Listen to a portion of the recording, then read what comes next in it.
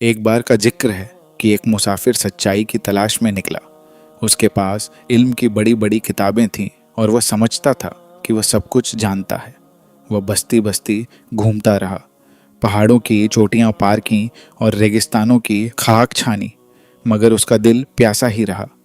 एक दिन वह एक पुराने दरख्त के नीचे बैठ गया और पुकारा, ए मेरे मालिक, मैंने इतनी किताबें पढ़ी, इतने सफ़र किए, मगर मुझे तू कहीं ना मिला। अचानक उसे अपने अंदर से एक आवाज़ आई, जैसे कोई धीरे से कह रहा हो, तुम बाहर क्या ढूंढ रहे हो? क्या तुमने कभी अपने दिल के दरवाजे पर दस्तक दी है? वह मुसाफिर हैरान रह गया। उसे याद आया कि किसी दाना ने कहा था, इल्म का असली मतलब खुद को जानना है।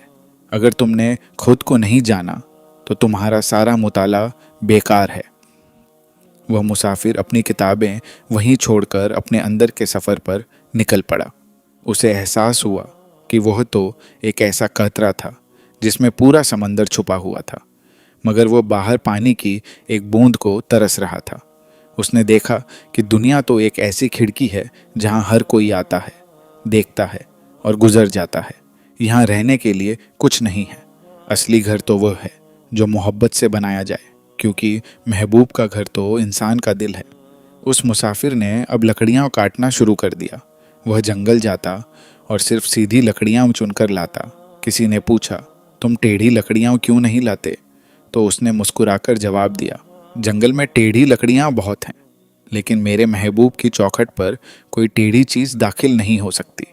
यानी उसने समझ लिया था कि जब तक नीयत और अमल में सच्चाई न हो, हक़ूक़ तक रसाई नामुमकिन है। आखिरकार उसे वो मिल गया जिसे वो बरसों से ढूंढ रहा था। वह कोई बाहर का बादशाह नहीं था, बल्कि वो मैं के अंदर एक और मैं था जो उसके अपने दिल के तख्त पर बैठा था।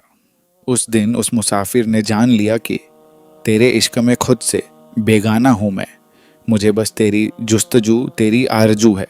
याद रखो है दोस्तों, अगर तुमने एक भी दिल तोड़ दिया तो तुम्हारा हज, तुम्हारी नमाजें और तुम्हारा सारा इल्म बेकार है, क्योंकि दिल खुदा का अर्श है। वही जीतता है जो मोहब्बत बांटता है, क्योंकि अगर हम बांटेंगे तो पूरे हो जाएंगे और अगर बांट जाएंगे तो मिट जाएंगे।